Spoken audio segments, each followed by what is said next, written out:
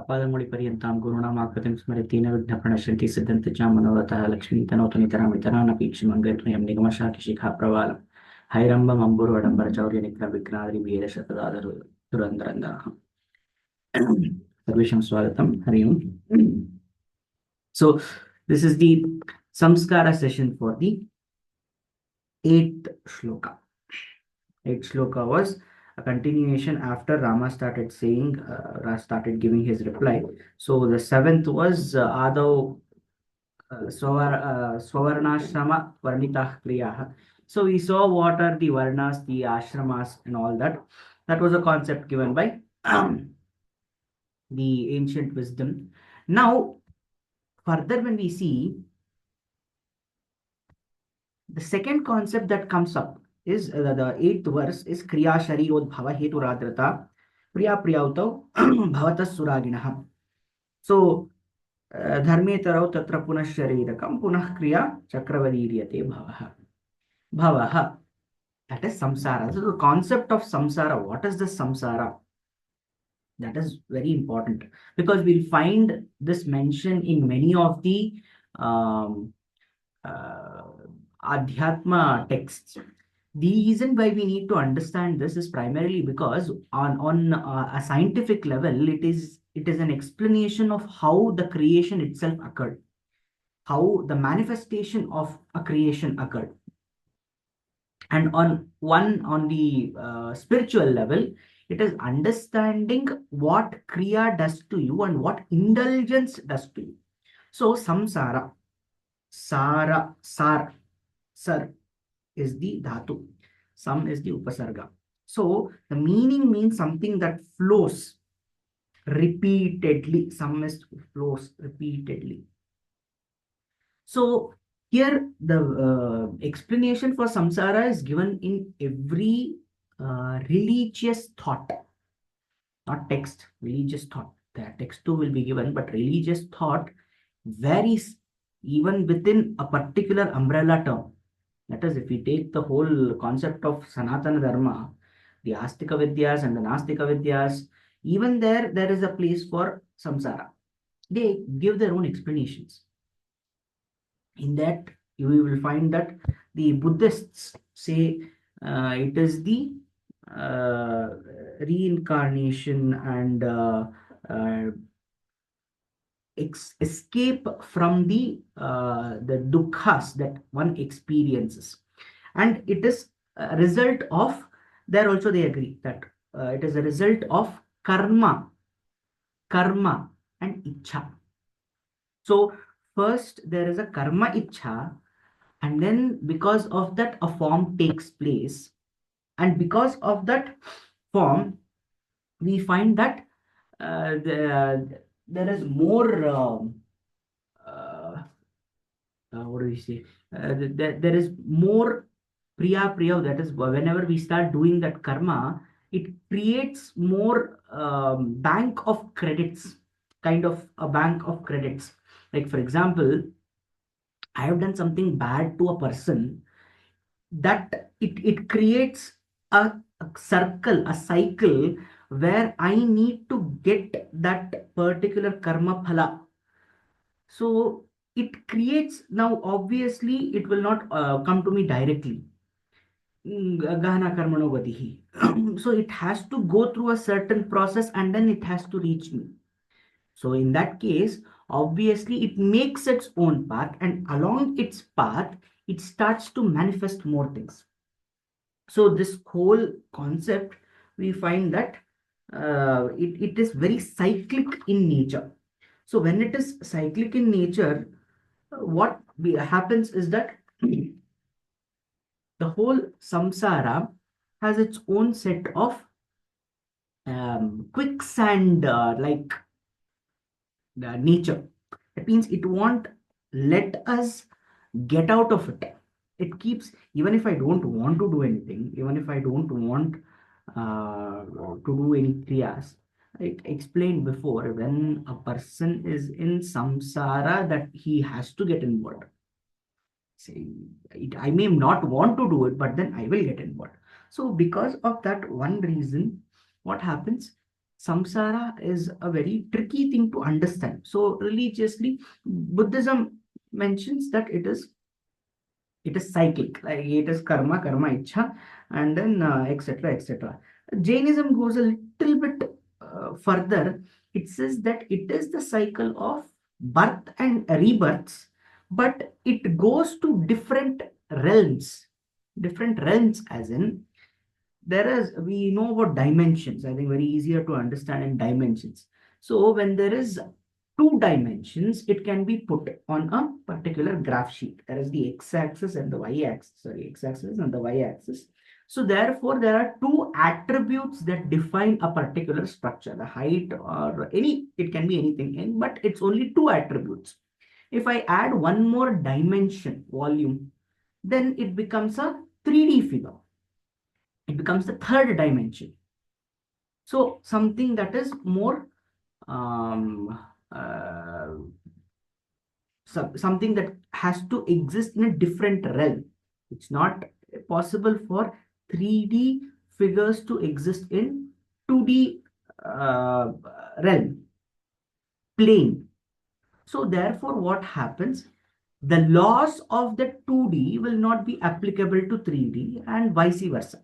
So laws of 3D will also not be applicable.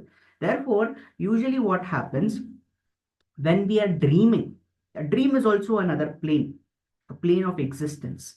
So when I'm sleeping in this particular realm, my mind has concocted one particular figure like me or somebody or whatever into another existence. In that particular realm, the laws of this realm does not work. It doesn't mean that that realm or the existence of that realm is um, it's not true.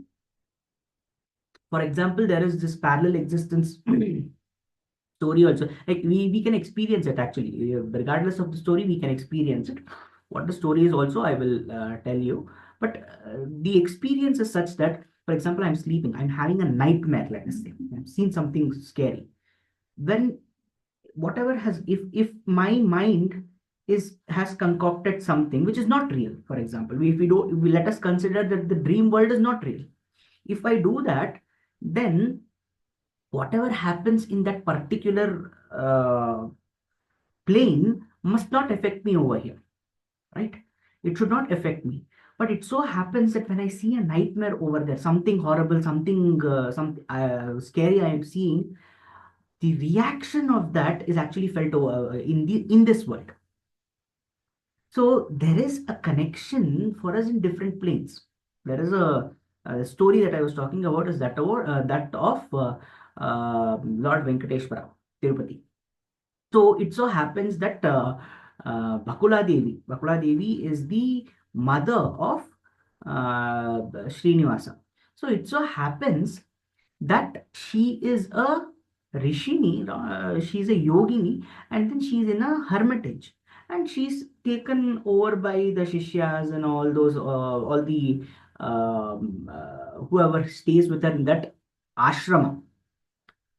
And when it's time for when it's time for Vishnu to come to earth as Srinivasa, it so happens that when he, just before he descends to earth, Bakula Devi has a dream.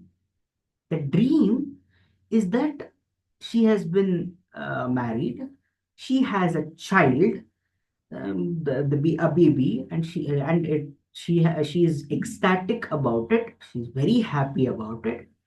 Because of that, she sings and like lullaby for the baby. She spends time with the baby, playing with it, and then she, in the dream itself, slowly the baby grows up, and then to a young man, and then she sees her son was a baby as a young guy, and then she feels, oh, it's time for him to get him married now.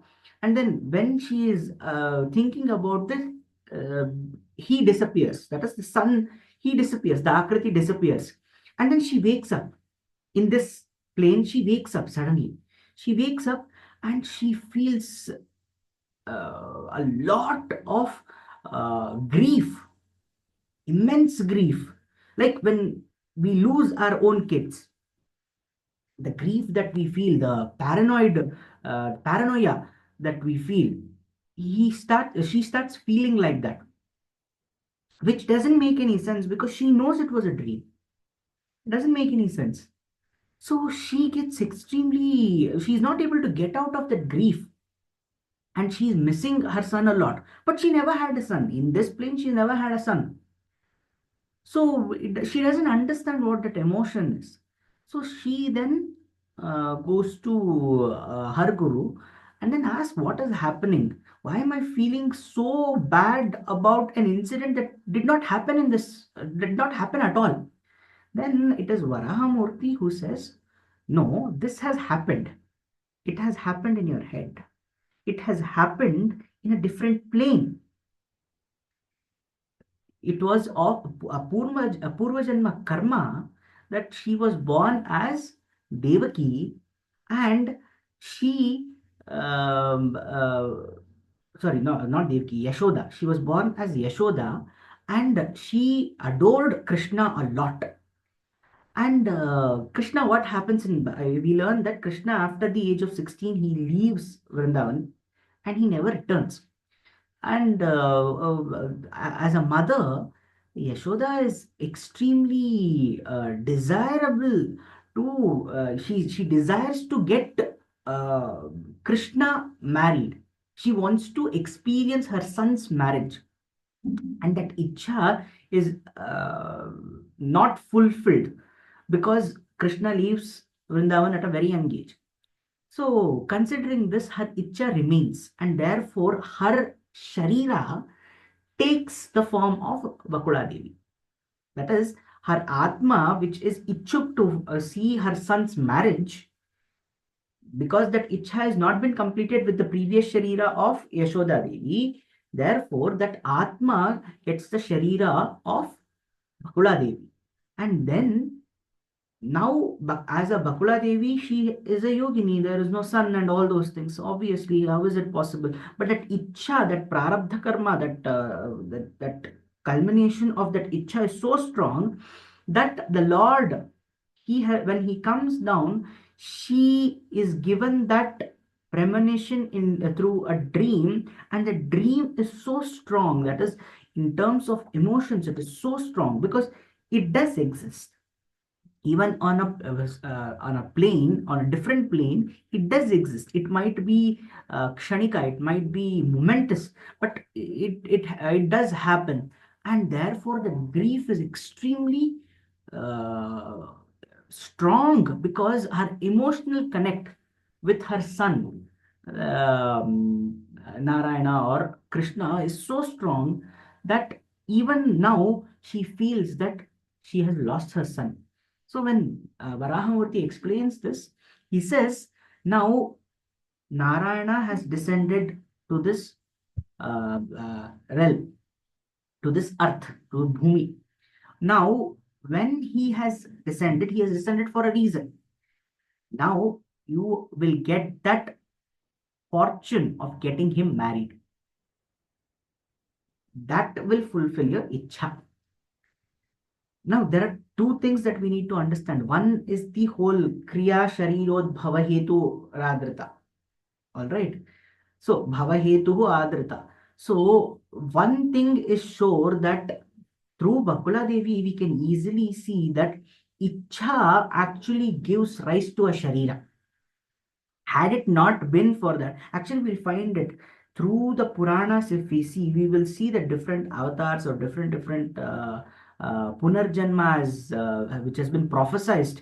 What happens is that we usually find that there is a ichha somewhere left out. Like, for example, we see that Prahlada, the Daitya Raja Prahlada, he had some ichha of being a pure yogi and do upasana to Krishna. Therefore, he was later born as Sri Raghavendra Tirtha. And in the same way, we see in the Madhva tradition where Hanuma Bhima Madhva. That means the Vayu is taken the avatara of Hanuma, who is Anjaneya, and then Anjaneya, he has not passed. This is one thing that we need to understand. There is no end of one Sharira. For the passage of Atma or Amsha to one particular a person to another particular Sharira, there is no end of Atma. That is the primary reason why the Parabrahm, the Atma is also a part of Paramatma, because he can initiate it. He can take a part of me and put it into another Sharira. But I'm happy over here, because that Ichha is giving rise to another Sharira. What I'm thinking, that Ichha is extremely strong, that is giving rise to another Sharira. So Hanuma, and then he comes back as another Vayu. One more Amsha of Vayu comes in Dwapara Yuga as Bhima. He's also a Vayu Putra only. And then in Kali Yuga, you find Sri Madhvacharya, Sriman Madhvacharya also has the same element. So the Amsha is same. Because of a certain Ichha, it gives rise to a new Sharira. And this cycle, it is not like this. It is not one cycle. Jain philosophy explains it like this. It is cyclic, but we transcend to different realms. So therefore, Manava Sharira is said to have been granted to a person who crosses 84 million yonis. So that is the reason why Manava Sharira is considered so auspicious, so what is that? Mangala, Anandayaka Mangalam, right? So something that allows us to receive that Mangala. So that is one of the points of samsara. But the nature of samsara has been the same in the Hindu text. If you look at the Hindu text also, whether it's Rama explaining it, Krishna also explained the same thing. Krishna explains it in Bhagavad Gita saying that um, भूतग्रामस्य एवायं भूत्वा भूत्वा प्रलीयते रात्यागमे वशः Partha प्रभवत्यः रागमे. So there also he's saying that Panchabhutas are being manipulated by this ichhas, and some of them take repeated births through this particular Panchabhuta Sayoga. So therefore, we need to understand this case of samsara also deals with a lot of, while it deals with a lot of spiritual content, there's also a lot of scientific approach to it as well. That my thought is giving rise to something, and that's something, my karma also, we in kriya, right? We are talking about kriya, sharirodbhava hetu radharata. So therefore, kriya, my kriya of something, whether it's a good deed or a bad deed, I need to get the karma phala for that. And if it is not a direct transition, if it is a karma that is based on merits, therefore that karma phala, when it has to reach to me, it will not be direct. The gati of that is very mysterious. That is the law of karma. Therefore, for that karma phala to reach to me, it will start creating and manipulating the panchabhutas, which will start to manifest, and therefore new shariras will also be born. That is the reason I have done something good. Now I'm in trouble, and therefore somebody else who I've never met, okay, will also help me out. It's possible. It's my karmas. Or it might be the opposite way as well. I have done something bad to someone. And therefore, what happens is that I will ultimately receive that karma phala. It so happens for that for some no reason, somebody hates me. Somebody wants to do something bad to me. So this is the concept of samsara. The trickiness. Our ancients have tried to understand manifestation through mind, because as Sankhya speaks, the first thing that gets manifested out of the Sayoga of Prakriti and Purusha is Mahat. then ahankara. Aham bhava comes only after mahat manifests. So therefore, they have tried to initiate everything from that. And there is that intent also, that intent, the ichha, that is making the Sayoga of Purusha and Prakriti. So this is the concept of samsara, and it is multi-layered. It can be the, like I said, it can be parallel existence also. You can compare it to the modern science concepts of parallel existence, of creation, everything. So this concept of samsara is something that needs to be explored, maybe scientifically because that is what the world finds relevant today, but also spiritually because we don't understand samsara so well, because we are not going apart from that. This is our normal. Only if let's take a child is always given a toffee. He has never tasted, let us say, something better than that. So what, he will never feel that that is inferior, na? He has to experience something beyond that toffee, something like some Indian sweet like rasgulla or something like that. Then he will understand, okay, that is much better than this. So even for us to understand that this samsara creates a lot of hassles, it creates a lot of attachments, it creates dukkha. It is only possible when I indulge in spirituality and experience that bliss.